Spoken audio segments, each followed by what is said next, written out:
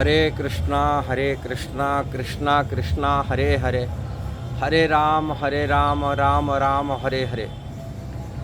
भगवान लक्ष्मीपति, उनको कोई भी धन की आवश्यकता नहीं है, किंतु भक्त लोग अपनी सर्वस्व भगवान के चरण में समर्पित कर लेते हैं। भगवान को अपनी कमा हुआ धन को भगवान को दिला देते हैं। भगवान की सेवा में अपनी मेहनत है, अर्थ से हो, मन से हो, शरीर से हो, वो सेवा में लगाए रखते हैं। भगवान को आवश्यक नहीं है, किंतु भक्त ये सब करते हैं।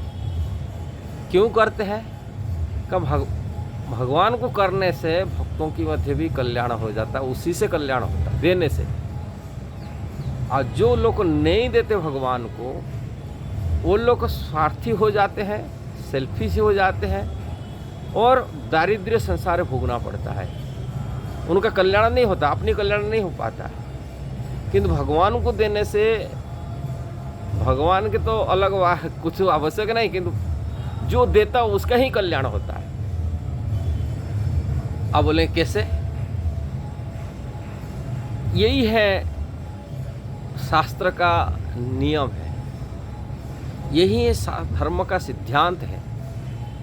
जो देता है उसको ही मिलता है, जो नहीं देता है वो किसको मिलेगा? लोग देते हैं, कोई समाज के लिए देते हैं, परिवार के लिए देते हैं, किसी बीमारी व्यक्ति को देते हैं, किंतु देने में सर्वश्रेष्ठ देना किसको देना है? भगवान को देना है। ये बात भगवान भगवत गीता में कहते हैं, जत करोसि जत स्नासि जत ददासि जत तत्करु। हाँ, जो कुछ करते हो, जो कुछ खाते हो, जो कुछ देते हो, मेरे को दो। कृष्ण को देने से व्यक्ति दारिद्र्यता नष्ट हो जाता है, उनकी अमंगल नष्ट हो जाता है, उनकी कल्याण होता है।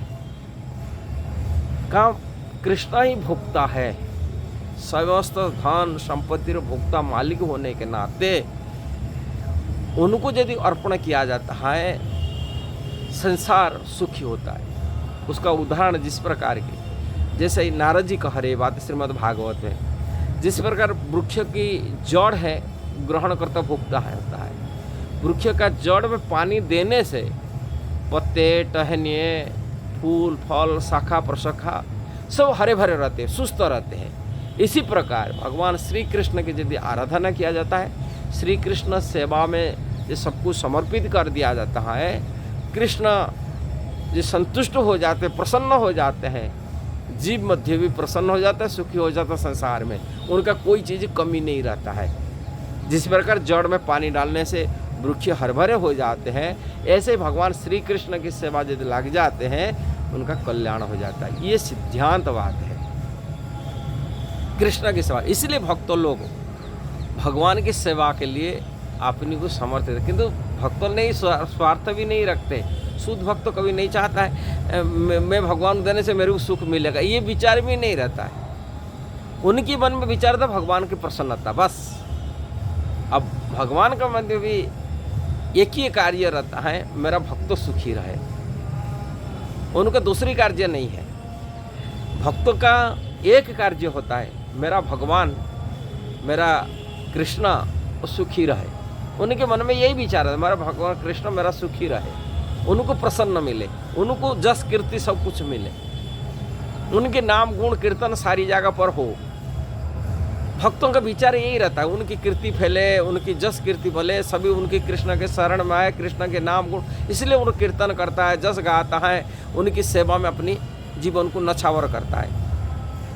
अब भगवान के भी मध्य भी ये विचार रहता है, मेरा भक्त सुखी रहे।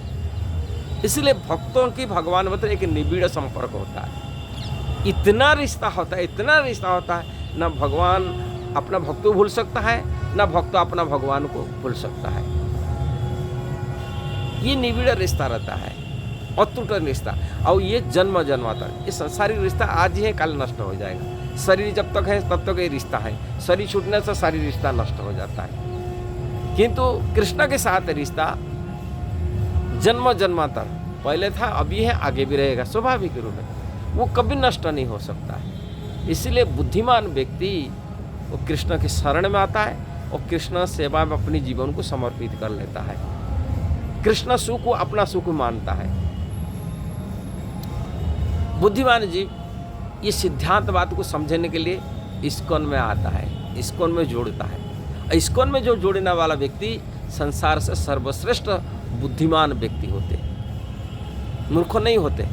जिनकी बुद्धि होते हैं वही व्यक्ति इस्कॉन में शरण आते और कृष्ण को समझते हैं और अन्यान्य भक्ति करते हैं, शुद्ध भक्ति करते हैं। भगवान कहे भगवद गीता में, बहुनम जन्मना अंते ज्ञानवान प्रपद्यते, बहुत जन्म का ज्ञान उदय होता है। वासुदेव सर्वव्यापी सह महात्मा सुदुर्लभ, सुदुर्लभ वेरी रेयर व्यक्ति इस्कॉन को आते हैं, सुदुर्लभ व्यक्ति आते हैं, वो महात्मा जन ही इस्कॉन में आते हैं। और जो महात्मा नहीं होगा तो थोड़ी माइंड इधर उधर जाएगा। इसलिए इस्कॉन रहने वाला व्यक्ति साधारण व्यक्ति नहीं है। इसलिए आप सभी को इस्कॉन में जोड़िए और निश्चिंत अपने जीवन को धन्यातिधन्य करिए। ये वीडियो जैसा ही लगा जरूर इसको शेयर करना, सब्सक्राइब करना, लाइक कमेंट देना। हरे कृष्णा।